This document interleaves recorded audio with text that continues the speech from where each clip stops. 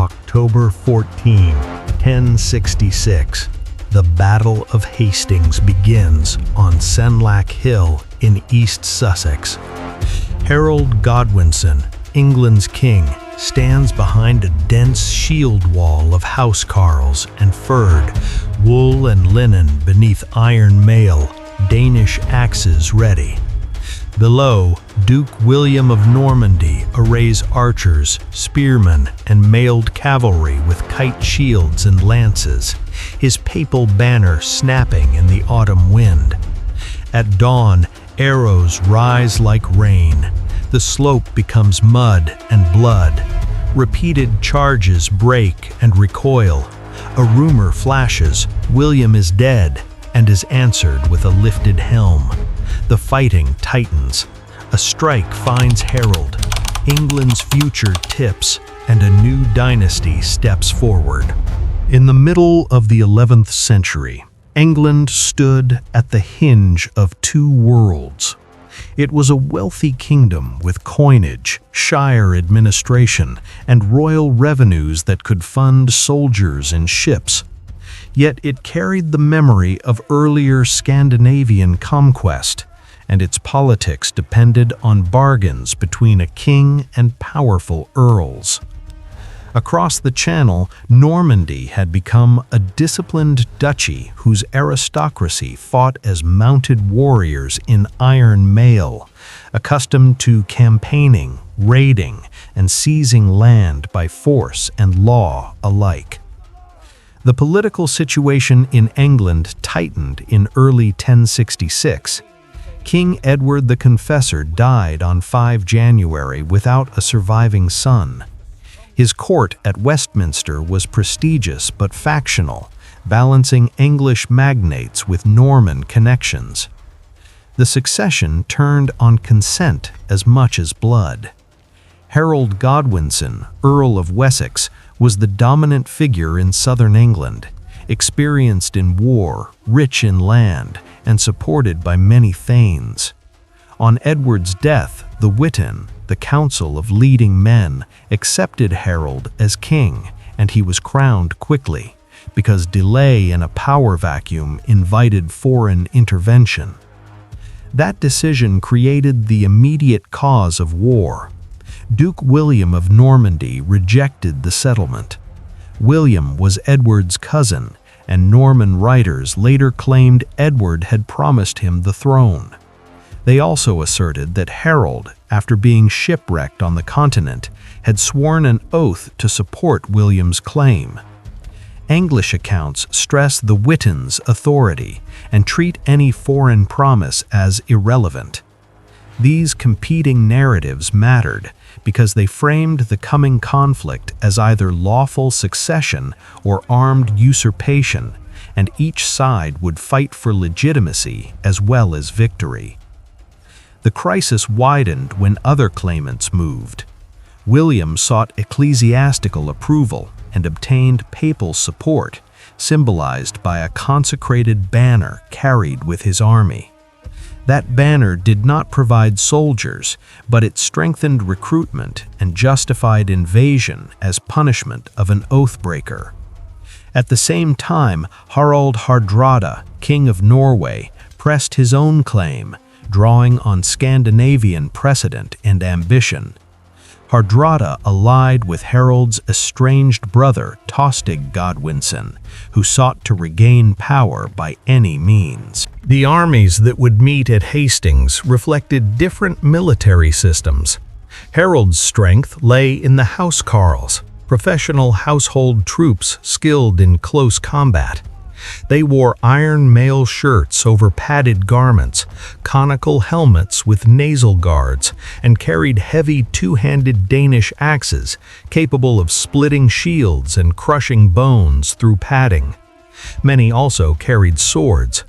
Most relied on round wooden shields with iron bosses, while some used kite shields. Behind them stood the fyrd, the militia obligation of free men, less uniformly equipped. Wool tunics, linen shirts, leather gear, spears, and shields, with fewer helmets and less mail. William's host reflected Norman military culture and combined arms. Knights rode strong horses, wore knee-length mail hauberks with split skirts for riding, and carried kite shields painted with simple crosses, stripes, or family motifs. Their shock weapon was the lance, delivered in mounted charges, backed by swords and, for some, maces. Infantry carried spears and swords, and archers used self-bows with arrow bundles in linen or leather cases. William's force also included allies from Brittany, Flanders, and neighboring regions, each under their own banners but operating within William's command. The march toward battle was defined by timing and exhaustion. In September 1066, the crisis struck first in the north. Hardrada and Tostig landed and defeated an English force at Fulford, near York, on 20 September. Harald responded with speed, marching his army from the south to Yorkshire in days. On 25 September, he met Hardrada at Stamford Bridge and won a hard, bloody victory. Hardrada was killed, Tostig fell, and the Norwegian host shattered. But Harald paid for that victory in fatigue and losses among experienced housecarls. Then the wind shifted. William sailed and landed at Pevensey on 28 September 1066, fortifying a base with earthworks and timber. He moved to Hastings, where his fleet could resupply him, and where raids could force Harald to fight before English levies dispersed. The countryside suffered burning, livestock seizure, and store-taking, actions designed to compel decision. Harald gathered reinforcements in London and then marched to confront the invader, choosing to meet William before the Norman foothold hardened into an unbreakable occupation. The battle begins on a ridge near Hastings, later remembered as Senlac Hill in East Sussex. The morning of 14 October opened cool and damp. Autumn mist clung to hedgerows, and the ground was soft, ready to churn into mud under thousands of feet and hooves. Harald formed a dense shield wall along the crest, shields overlapping, spears bristling outward. At the center stood the royal standard, and nearby flew a dragon banner associated with West Saxon tradition. Housecarls anchored the front ranks, mail glinting beneath wool cloaks, axes held for downward blows. Feared men filled the rear ranks, adding depth and pushing strength into the line. William deployed at the foot of the slope with forces arranged across the front. Bretons on one wing, Normans in the center, and French and Flemish contingents on the other. Archers stood forward, infantry formed behind, cavalry waited to exploit any opening. Banners marked units, and the papal banner served as a rallying symbol. The terrain favored the English defense, but William possessed mobility and combined arms, tools to test a fixed position for hours. Arrows opened the fight. Shot uphill, many shafts struck shields or sailed over helmets, losing force. William then pushed infantry up the slope. They met a barrier of wood and iron. English spears stabbed downward, axes hacked shoulders, helmets, and shield rims. Men fell and rolled back into the crush below. Cavalry followed, but horses labored on the incline and met spear points and shield edges. Early assaults failed to break the shield wall. The English position held, but holding meant absorbing shock, and every push compressed men together until fighting became a grinding contest of endurance. A turning point emerges through tactic and accident. On William's left, pressure produced a retreat among the Bretons, whether accidental or deliberate. Some Englishmen surged downhill in pursuit, breaking formation to finish the enemy. Norman cavalry turned and struck these pursuers on lower ground, cutting them down and returning to the base of the hill. The episode revealed a tactical lever. If parts of the shield wall could be drawn out, Norman mobility could destroy them. William repeated the pattern. Feigned retreats became a weapon, not a single trick, but a repeated test of English discipline. In the confusion, a rumor spread that William had been killed. The Duke rode forward, lifted his helmet so his face could be seen, and rallied his men. Discipline held, and the Norman army continued to coordinate archers, infantry, and cavalry. Archers adjusted their aim, infantry climbed in waves, cavalry charged whenever gaps appeared. Hour by hour, the English line thinned. Harald's men had marched far, fought at Stamford Bridge, and now stood in close order for a full day. They had no cavalry to punish withdrawals and few archers to disrupt Norman formations below. Fatigue became a silent enemy, loosening cohesion where the shield wall depended on absolute closeness. Weapons and armor governed the killing. Mail resisted cuts, but hard thrusts could pierce rings at close range, and crushing blows from maces or axe heads could break bone through padding. Kite shields protected riders and footmen. Round shields were agile, but left more of the lower leg exposed. Spears were common killers, driven into gaps at throat, armpit, or groin. Swords finished fallen men, and knives flashed when space collapsed and combat became hand-to-hand amid mud, blood, and broken wood. The battlefield surface itself changed. Wet turf became slick sludge, making footing uncertain for both infantry and horses. The final clash concentrates around the center. Near Harald's standards, the struggle intensified. Later tradition pictured Harald's death as an arrow wound to the eye, yet sources differ, and some emphasize that he was cut down in the melee.